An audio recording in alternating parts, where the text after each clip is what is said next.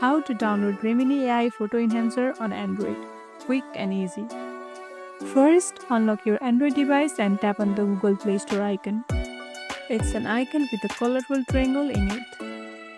Once the Google Play Store opens, tap on the search icon. In the search bar at the top, type Remini and press enter. Look for the official Remini app. Once you find it, tap on it. Tap the install button. The app will download and install automatically. Once installed, tap open to launch the Remini app. If you already have an account, sign in. If not, follow the prompts to create one by entering your email or phone number.